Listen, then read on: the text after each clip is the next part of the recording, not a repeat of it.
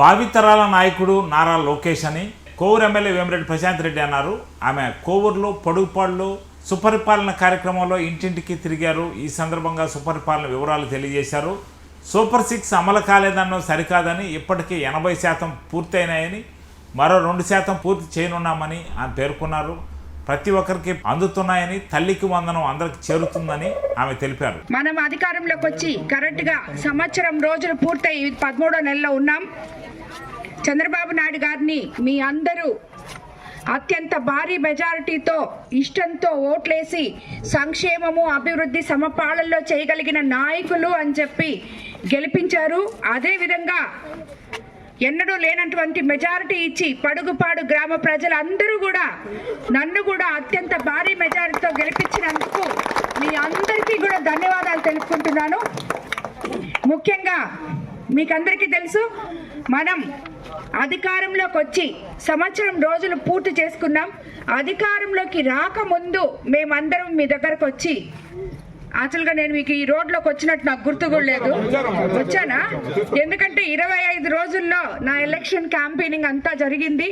అది కూడా ప్రచార రథంలో చేశాను. ఇలా నడిచి తిరిగిన తర్వాత మిమ్మల్ని అందరినీ చూసి నాకు చాలా సంతోషంగా ఉంది. అందరూ ఎంతో ప్రేమగా ఉన్నారు. తప్పకుండా చంద్రబాబు నాయుడు గారు అధికారంలోకి రాకముందు మీకు బాబు ష్యూరిటీ భవిష్యత్ గ్యారంటీ అని చెప్పి మీకు 6 పథకాలు మేము చెప్పాము.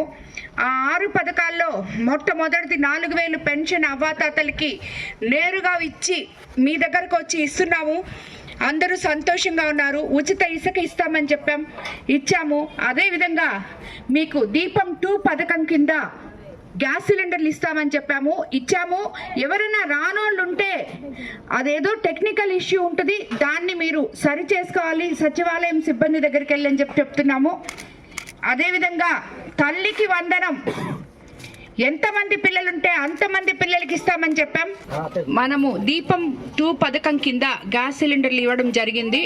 అలా ఎవరికైనా రాలేదు అంటే ఏం టెక్నికల్ ఇష్యూ, మీరు సచివాలయం దగ్గరికి వెళ్ళి దాని గురించి కనుక్కొని మీకు ఎందుకు రాలేదో చూడాలి. తల్లికి వందనం కూడా ఎంతమంది పిల్లలకి చెప్పామో అంతమంది పిల్లలకు ఇవ్వడానికి మేము కంప్లీట్గా దాన్ని పూర్తి చేశాము. కానీ టెక్నికల్ ఇష్యూగా ఎవరికన్నా కొంతమందికి రాలేదు అంటే వాళ్ళు ఎందుకు రాలేదో సచివాలయాల దగ్గరికి వెళ్ళి లోకల్ నాయకుల సహాయం తీసుకొని వాళ్ళ దగ్గరికి వెళ్ళి సచివాలయం సిబ్బందితో మాట్లాడి, మీ పేరు ఎందుకు రాలేదు, రేషన్ కార్డు లేదా, ఆధార్ కార్డు లేదా, మీ పిల్లల పేర్లు ఏమైనా తప్పు పడ్డాయా అని చెప్పి మీరందరూ కూడా చెక్ చేసుకోవాలని చెప్పి మిమ్మల్ని అందరినీ కోరుకుంటున్నాను.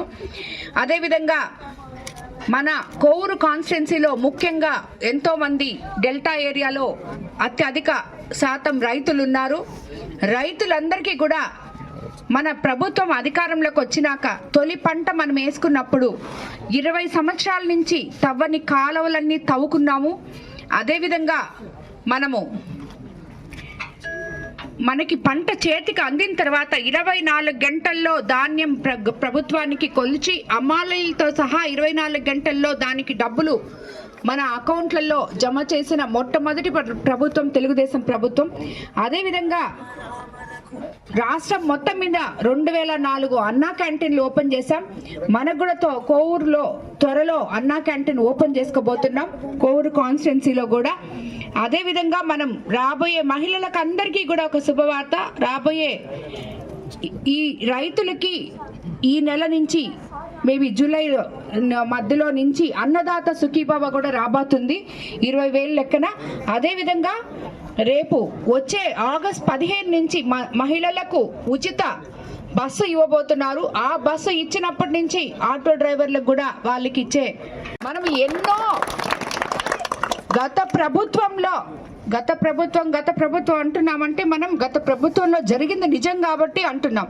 ఎక్కడ గుంటలున్న రోడ్లని ఈరోజు మన ఉప ముఖ్యమంత్రి పవన్ కళ్యాణ్ ద్వారా మన ప్రభుత్వం అధికారంలోకి వచ్చిన తర్వాత గుంటలన్నీ లేకుండా పూడ్చుకొని పల్లె పండుగలాగా చేసుకొని ప్రతి ఊరికి 15th ఫైనాన్స్లో అయితేనేమి, ఎన్ఆర్జీఎస్ ఫండ్స్ అయితేనేమి ఎంతో కొంత పనులు చేసుకున్నాం. అలాగే మీ పడుగుపాడులో కూడా ఎక్కడ రోడ్లు అవసరమైనా, ఎక్కడ కాలువలు అవసరమైనా అవన్నీ కూడా మిగిలి ఉన్నవన్నీ తప్పకుండా కంప్లీట్ చేస్తామని చెప్తున్నాను.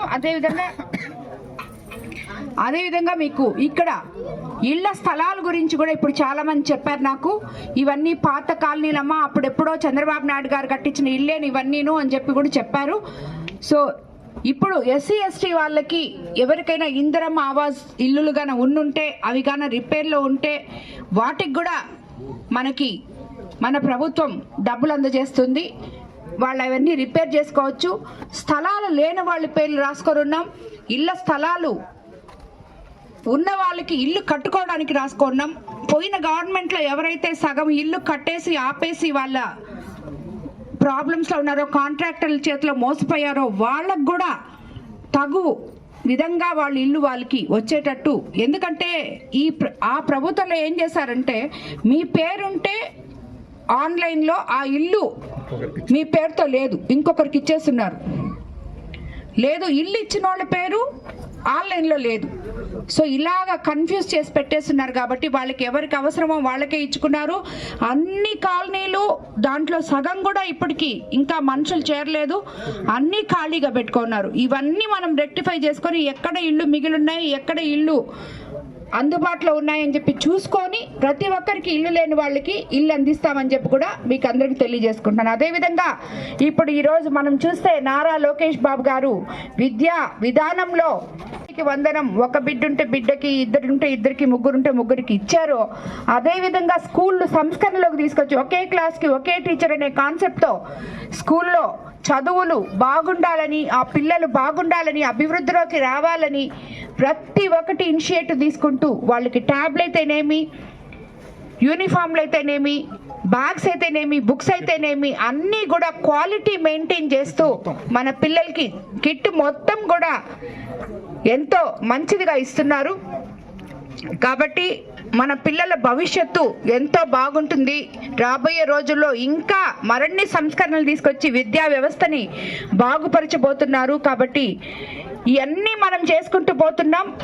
ఇక్కడ సూపర్ 6 పథకాలు చెప్పారు, ఇవ్వలేదు అనేది కరెక్ట్ కాదు.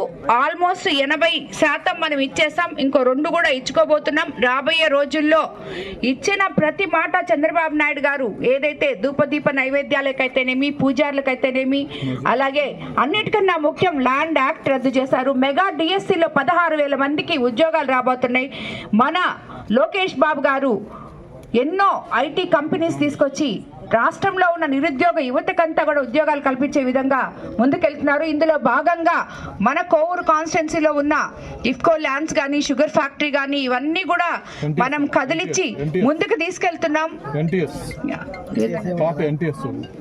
ఎన్టీఎస్ ల్యాండ్స్ కానీ ఇవన్నీ కూడా కదిలిచ్చి మనం అక్కడ ఎటువంటి పరిశ్రమలు వస్తే మన కాన్స్టిట్యున్సీలో యువత ఉద్యోగ అవకాశాలు వస్తాయో అని చెప్పి ఎంపీ వేమిరెడ్డి ప్రభాకర్ రెడ్డి గారు, నేను ఇద్దరము కూడా ఆ దారినే నడుస్తున్నాం.